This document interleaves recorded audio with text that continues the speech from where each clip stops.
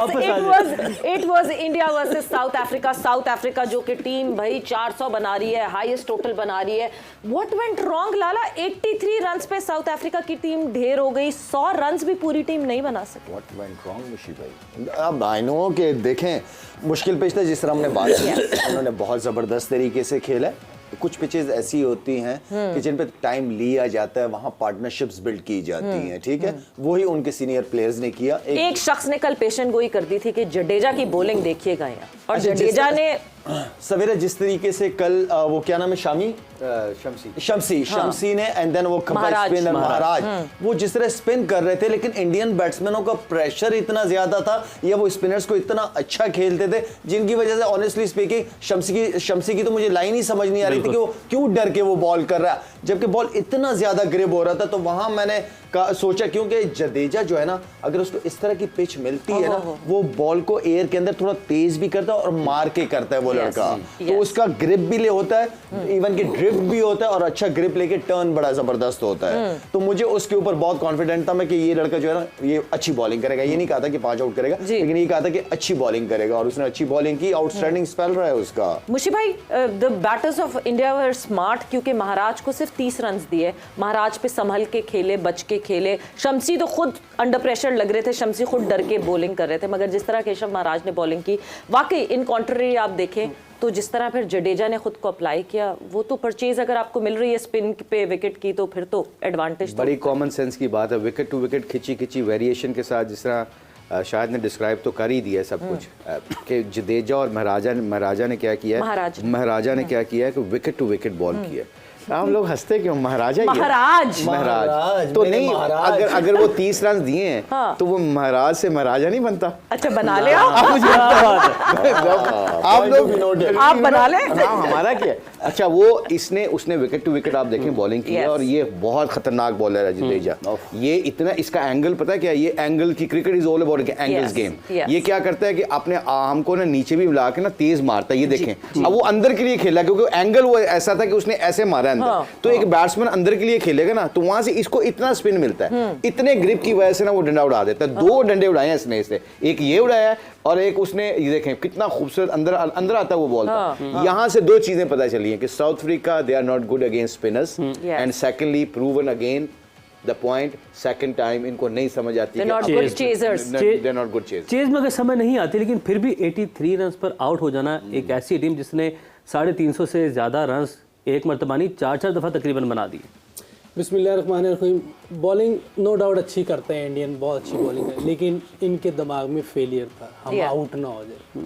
क्योंकि इसको आप फीट यूज़ करके आराम पे सामने खेल सकते हैं, कोई इतना ज़्यादा टर्न नहीं हुआ। यही था ना कि अंदर आएगा, तो अंदर के लिए तो आप फीट यूज़ करें तो वो ज़्यादा बेहतर है। थोड़ा सा दलेरी से खेलना पड़ेगा, जैसे इन्होंने पहले सारे मैचेस खेले हैं। 400 रन कैसे किए? दलेरी से खेल के किए। कल दलेरी नज़र नहीं आ रही थी, क्योंकि मैं देख रहा 10-10, 15-15 बॉलें डॉट खेल रहे थे। जब आप इतनी बॉलें डॉट खेलेंगे तो दूसरी बॉलिंग तो चढ़ेगी आपके ऊपर, और उनकी लाइन लेंथ भी बनेगी।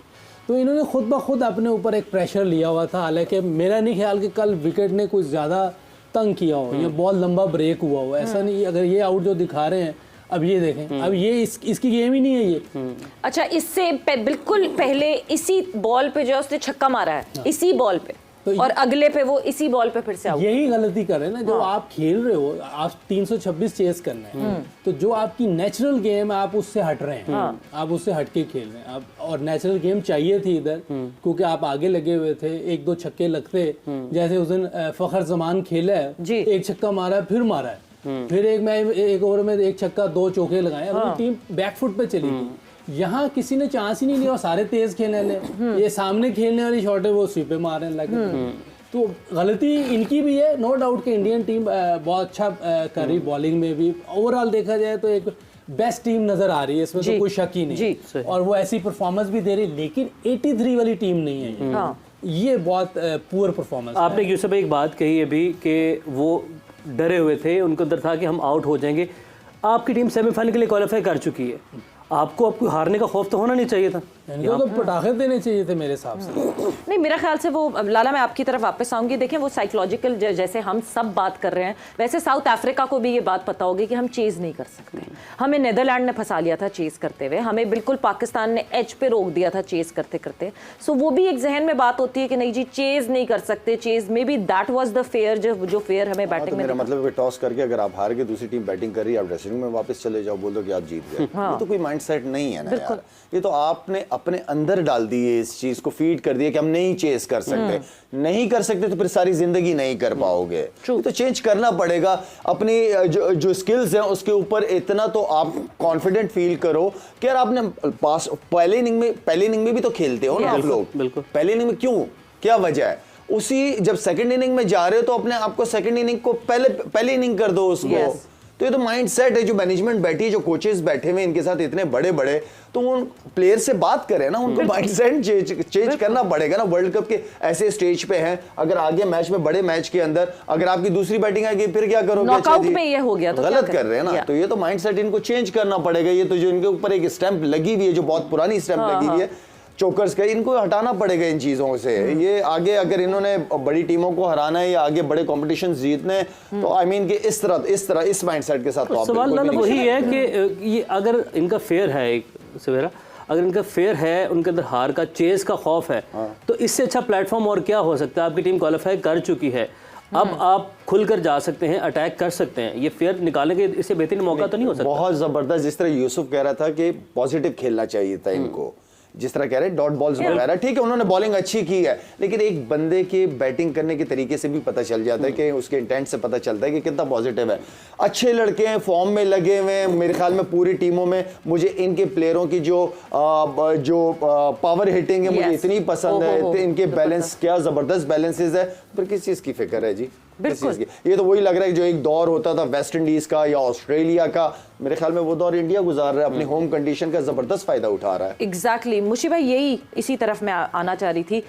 इंडिया 8 आउट ऑफ 8 में से 8 मैचेस जीते हैं, बड़ी डोमिनेंस के साथ जीते हैं। Beat Australia, beat South Africa, कोई भी टीम हो, उनको हरा रहे हैं। कहाँ किस जगह पकड़ सकते हैं टीम इंडिया को? आखिरी मैच रह गया उनका नीदरलैंड से, and they are through invincible type की लग रही है इस वक्त team India.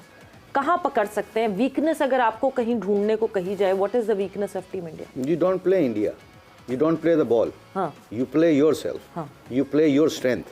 This is where you actually compete with the other opposition. Okay. You know, ये बड़ी फिलोसफी चीज़ें, बड़ी मोटी मोटी चीज़ें हैं। इंग्लैंड बहुत 92 में ना बहुत अच्छा खेल रहा था।